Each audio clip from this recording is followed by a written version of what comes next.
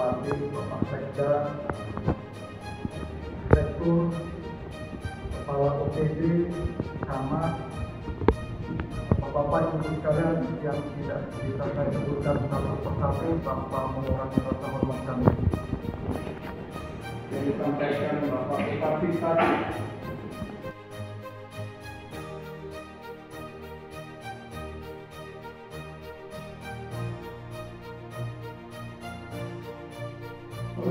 maka pemerintah akan meningkat.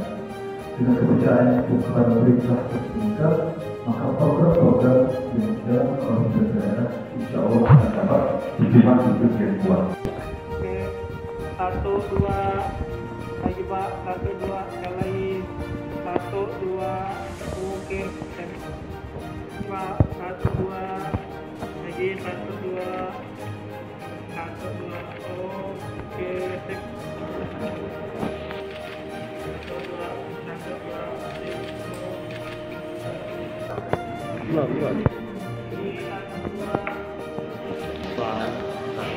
Pak, apa sih Pak upaya yang didapatkan? Ya, dengan seluruh inovatif yang ada di Kabupaten Oku Timur ini, dengan penghargaan yang sangat luar biasa ini, saya harapkan kedepannya harus ditingkatkan lagi.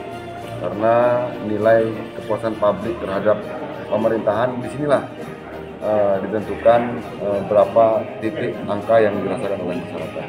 Seperti sistemnya bagaimana, seperti pelayanannya bagaimana, sehingga semua dapat dilakukan dan dapat mendapatkan nilai angka yang lebih baik lagi.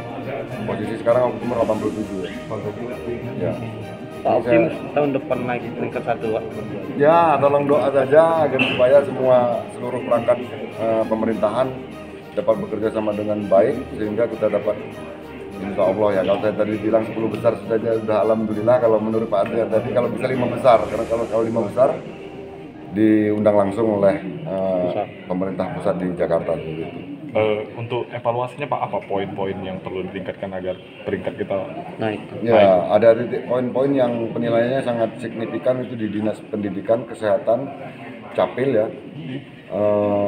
Terus itu PTSP. Kuncinya di PTSP. Leading sektornya di PTSP, bagaimana itu produknya apa saja, nanti di breakdown. Tentu seluruh OPD yang perangkat daerahnya itu terkait semua. Jadi semuanya dinilai, termasuk juga yang swasta juga dinilai. Bukan hanya saja sekedar pemerintahan. Seperti itu. Pak, itu ombudsman Pak, Pak Andrian sendiri, penilaian Pak. ombudsman sendiri di Oku Timur, apakah standarnya dari infrastruktur atau SDM-nya yang perlu dievaluasi? Iya, baik, terima kasih. Survei kepatuhan ini dari 2015 kita lakukan, dan memang Oku Timur ini kali yang pertama tahun ini seperti itu. Yang kita nilai adalah pemenuhan standar layanan publik sesuai dengan Undang-Undang 25 tahun 2009. Jadi seperti SOP-nya, kemudian apakah ada visi, misi, maklumat, lalu kemudian apakah ada instrumen untuk menilai kepuasan masyarakat. Memang yang baru kita nilai ini adalah hal-hal yang tangible, yang terlihat seperti itu. Tetapi kita berharap dengan adanya pemenuhan standar layanan publik ini, maka nanti peristiwa maladministrasi bisa kita kurangin.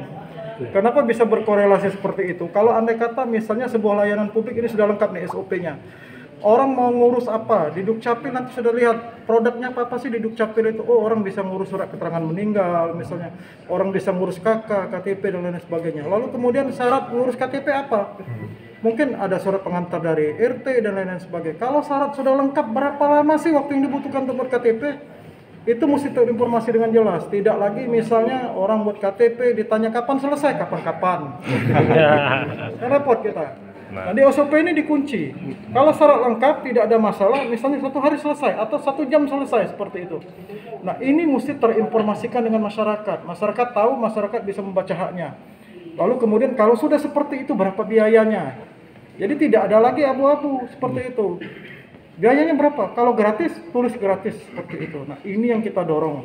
Tetapi yang paling penting dari penghargaan ini adalah kita mendorong nantinya Pak Bupati, dengan penilaian yang sudah ada, maka ke depannya yang harus dilakukan oleh Pemkab Oku Timur adalah bukan hanya di 4 OPD ini saja. Ya. Kita lihat ada misalnya dinas sosialnya, ada dinas perhubungannya, ada PUPR-nya dan lain-lain sebagainya. Seyogyanya pemenuhan standar layanan publik ini merupakan seluruh kewajiban dari OPD yang melakukan layanan publik, seperti itu.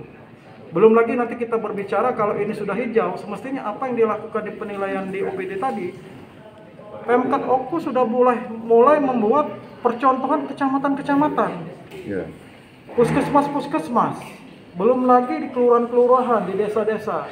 Jadi ini sebenarnya yang jadi tujuan besar Ombudsman.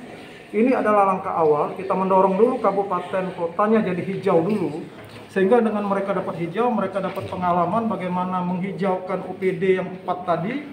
Ini bisa mereka lakukan scale up lebih luas di kecamatan, di puskesmas, di kantor-kantor desa, kelurahan. Orang kadang-kadang ngeluh di kantor desa mau berurusan apa-apa tidak jelas, minta surat keterangan dari Kades misalnya, tahu-tahu diminta sekian. Nah, kalau sudah ada standar, orang akan tahu. Seperti itu. Pak, secara singkat saja biar ada peningkatan nilai tahun-tahun depan, secara singkat apa Pak yang perlu dilakukan oleh OPD?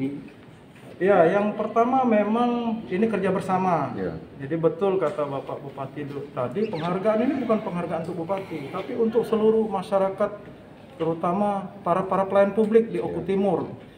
Tidak bisa berpikir ego sektoral, harus sama-sama ikut membenahi layanan publik. Yang sudah terbiasa dengan standar layanan publik seperti di PTSP, Dukcapil, ini jadi tempat studi belajar OPD-OPD lainnya agar mereka segera meningkatin standar layanan publik seperti itu. Standar layanan publik. Ya. Ya, makasih Pak.